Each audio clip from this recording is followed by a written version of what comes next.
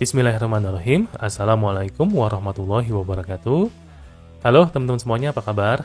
Bertemu lagi dengan saya Dodi Ferdiansyah. Gimana nih? Semoga kita semua dalam keadaan sehat terus ya. Di video kali ini saya akan melanjutkan tentang checklist dalam testing-testing yang ada dalam aplikasi. Nah, di video kali ini saya akan membahas tentang security testing. Mungkin sebagian teman-teman sudah menunggu-nunggu ya topik tentang security testing ini. Kira-kira checklist apa saja yang bisa kita lakukan dalam menerapkan pengujian keamanan ini atau security testing.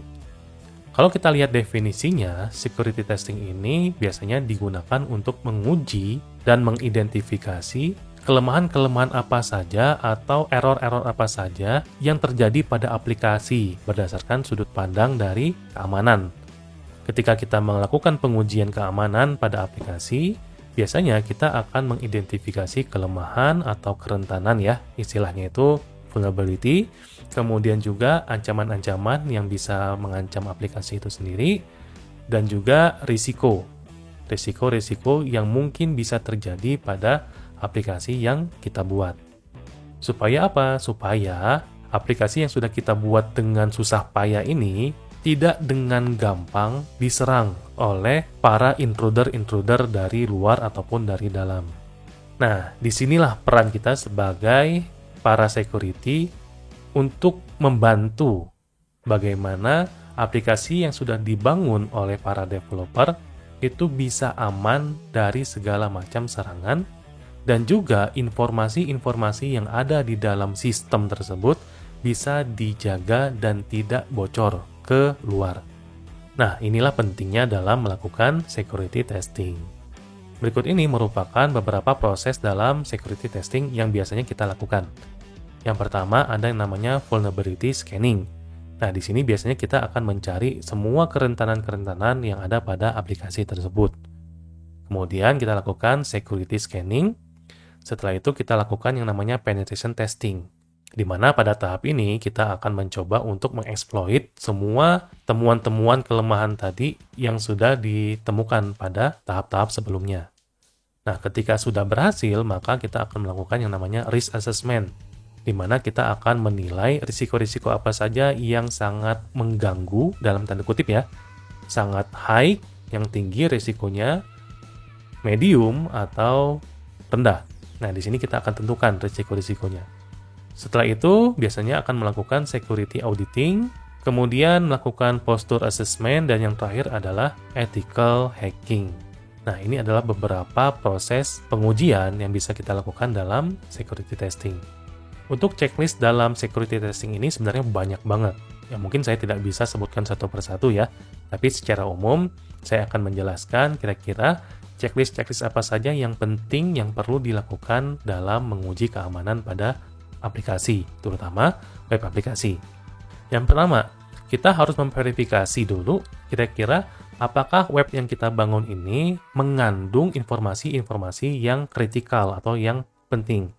Misalkan data-data kayak password, kartu kredit, jawaban untuk security question, dan yang lain-lainnya. Ketika teman-teman menemukan data-data yang rahasia ini, harus disubmit atau ditransmisikan menggunakan kanal atau protokol HTTPS.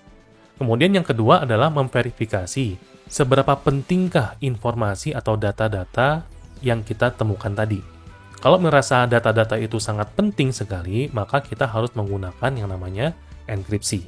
Jadi jangan sampai data-data kayak password, nomor kartu kredit itu ditransmisikan dengan menggunakan plain text. Itu bahaya ya. Kemudian kita memverifikasi apakah semua rule-rule dalam pembuatan password itu sudah diimplementasikan. Rule-rule-nya itu kayak misalkan menggunakan huruf besar dan huruf kecil, kemudian mengkombinasikan dengan angka dan spesial karakter, panjang karakternya itu harus 12 sampai dengan 16 karakter. Ini harus diverifikasi dulu ya. Kemudian kita juga harus memverifikasi apakah password-password yang dulu, yang sebelum dirubah oleh user itu bisa digunakan kembali oleh user. Nah, ini harusnya tidak boleh. Jadi ketika saya merubah sebuah password menjadi password baru, maka password yang lama itu sudah tidak boleh digunakan, bahkan tidak boleh login lagi dengan akun yang sama. Selanjutnya, kita akan memverifikasi apakah pesan-pesan error yang dimunculkan oleh aplikasi itu tidak mengandung informasi-informasi yang sensitif atau yang penting. Misalkan, ternyata error yang dimunculkan itu adalah sebuah sintak SQL. Nah, itu harusnya sudah kita blok ya, atau aplikasi ini nggak lulus pengujian security-nya.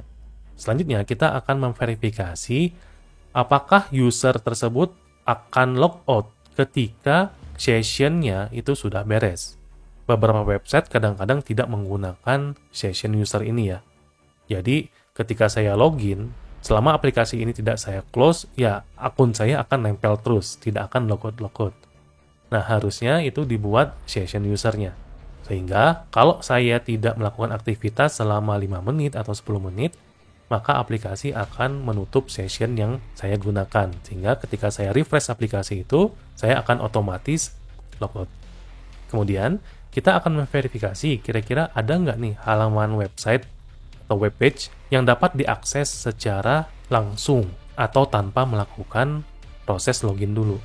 Ini juga ada beberapa kasus, kalau kita cari direktori atau halaman websitenya, kita bisa langsung mengakses halaman tersebut tanpa harus login. Nah, ini juga termasuk kerentanan-kerentanan yang sangat berbahaya sekali. Nah, untuk checklist-checklist lainnya, teman-teman bisa lihat di gambar sebelah ini. Silakan teman-teman pelajari dan tidak menutup kemungkinan bahwa checklist-checklist dalam security testing ini akan bertambah dan terus bertambah. Karena nanti akan tergantung dari karakteristik pada web aplikasi yang teman-teman buat. Kemudian, kira-kira tools-tools apa saja nih Pak yang bisa saya gunakan dalam melakukan security testing? Nah, di sini ada beberapa tools yang bisa teman-teman gunakan ya. Yang pertama, ada yang namanya Acunetics. Nah, tools ini merupakan tools yang sangat powerful sekali menurut saya. Karena saya sudah pernah mencobanya, walaupun versi yang gratisan, yang trial, tapi itu sudah powerful banget. Tetapi kalau ingin yang lebih lengkap lagi, teman-teman bisa bayar sih. Tapi nggak akan rugi lah kalau teman-teman memang profesinya sebagai tester, saya sarankan wajib mempunyai Acunetics ini. Kemudian tools-tools yang dikeluarkan dari OWASP. Nah, tools-tools dari OWASP ini biasanya open source. Misalkan kayak Z-Attack Proxy, kemudian ada juga OWASP Dependency Check, ada juga OWASP Web Testing Environment Project. Nah, teman-teman bisa gunakan tools-tools ini secara gratis. Tools yang berikutnya, teman-teman juga bisa gunakan yang namanya Wireshark. Loh, Pak, kan Wireshark itu dipakai buat pengujian jaringan, Pak. Ya, itu digunakan untuk pengujian jaringan. Tetapi, untuk security testing di web aplikasi, kita juga bisa gunakan. Tujuannya adalah untuk melihat kira-kira paket data yang lewat atau yang dikirim melalui aplikasi tersebut sudah dienkripsi atau belum. Nah, kita bisa cek di sana. Kemudian, tools yang terakhir adalah W3AF. Nah, ini merupakan salah satu web application attack dan juga audit framework. Ya, jadi kalau ibaratkan W3AF ini serem-serem lah ya. Bisa digunakan untuk audit web aplikasi, tapi juga bisa digunakan untuk menyerang aplikasi. Tapi saya yakin kok, kalau aplikasi ini ada di tangan teman-teman sebagai tester, pasti akan digunakan untuk hal-hal yang positif. Dan masih banyak lagi tools-tools yang bisa teman-teman pakai, baik yang berbayar ataupun yang gratis. Oke, bagaimana nih penjelasan dan informasi tentang security testing? Nah, mudah-mudahan teman-teman bisa mengeksplor lebih dalam lagi bagaimana cara kerja dari security testing ini. Sebenarnya banyak sekali metode-metode yang bisa teman-teman ikuti, tapi kita akan bahas di video-video berikutnya saja. Jika ada pertanyaan atau pengalaman-pengalaman teman-teman yang sangat seru di bidang pengujian atau testing ini, teman-teman bisa tulis di kolom komentar, supaya teman-teman yang lain bisa saling berbagi dan juga belajar dari pengalaman teman-teman semuanya. Oke, itu saja yang bisa saya sampaikan di video kali ini. Terima kasih buat teman-teman semuanya yang sudah mendukung channel saya. Sampai jumpa lagi di video-video saya berikutnya. Tetap sehat terus, keep secure. Assalamualaikum warahmatullahi wabarakatuh.